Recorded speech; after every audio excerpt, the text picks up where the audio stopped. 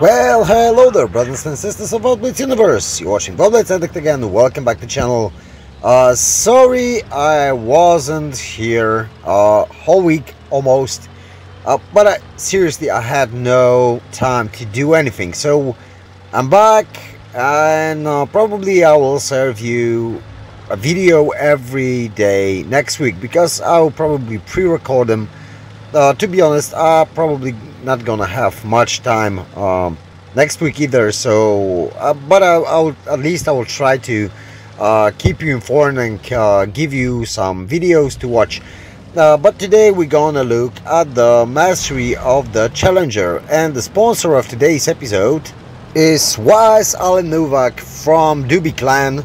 And as you can see, he's driving a Challenger, and to be honest, when I driven the Challenger quite a long time ago, but it was after the nerfs when they came out, I thought that this thing is still enjoyable. I mean, like, the mobility is really good, especially for a tank destroyer. The gun is good. The only downside, you have like two downsides of this tank, two downsides. One of them is slow turret traverse and hold traverse, and the other one is total lack of armor. So you simply need to be cautious when you're just driving around. You shouldn't be in the front line. I mean, like, you can support the front line, but you shouldn't get focused in this tank, because you don't have any armor. By any armor, I mean, like, most light tanks are better armored than this tank destroyer. Basically, the only thing that you can bounce on is your gun, and if you get lucky, but you have to be extremely lucky to get hit straight in the gun. But still, it's not the frontline tank, like I told you. You should be in the support. You should be play a support role. That doesn't mean you should be just sitting at the back sniping. Of course, you can snipe in this tank, but you have lots and lots of mobility, and you have turrets. So that means you can play almost like a medium tank with a slow turret traverse. I've found this tank to be very effective as a support for mediums, let's say.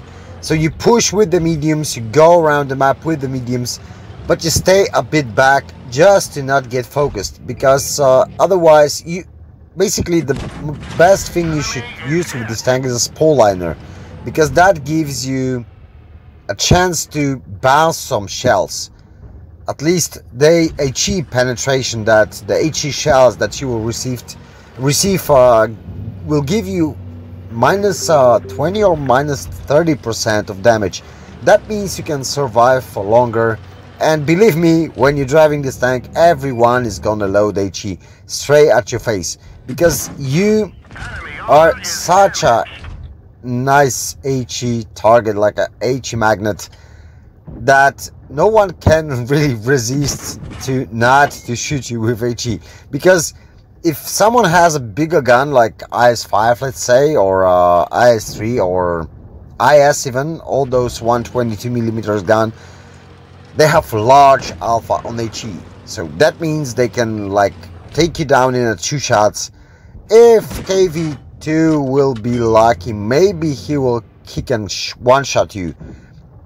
That means the spore liner will give you a way better survivability, and this is really good thing to have, because you need to move a lot in this tank. At least I found it the most useful to move a lot on the battlefield, follow your left or right flank, it depends where the push is, and just beat that extra gun for more damage that enemies. It's gonna be easier to just out DPM all the tanks with your support, because look at this DPM. DPM is really good, and I every time I play this tank, I think to myself, like, yeah, it's a tier 7 tank, and it has such a nice DPM with 225 alpha, as I remember correctly. plus such a great mobility. The only thing you don't have is the armor, so I decided to play it like a, let's say, like a medium tank with no armor. So you have, you know, those tanks like the STA, ST1, ST Type 61, Chiri, Chinu, Chito. There's many, like plenty medium tanks with no armor, excluding Russian tanks, of course, because they have Stalinium armor, which doesn't get penetrated by any tanks at any tier, like the LTTB one. But let's talk about this tank, not the Russian ones. So yeah, I use it like a medium tank. Sometimes when I see I'm a bottom tier and enemies have lots of medium tanks and we don't have many, I would still try to cover my team. Like if they push medium side, I will go with them, but stay at the back. If they gonna push the heavy flank, I'm gonna push with them. It's just like you should be close to your team, not straight in the front, but close to your team. This will give you a lot of advantage on the battlefield because you're an extra gun with nice DPM, nice alpha damage. Simply a nice tank to have in your team. So we have 4 kills, 2600 damage, ace tanker, top gun, and 1100 almost base XP. Great game. Thanks for sending it, Wiseallennovak. I was really glad to have it on my channel. And if you want to send me your replays, please join my Discord. You will find the link in the description, same as my Facebook profile.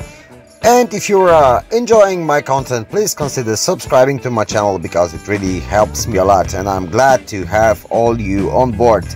So once more, take care, bye bye, and catch you all on the battlefield.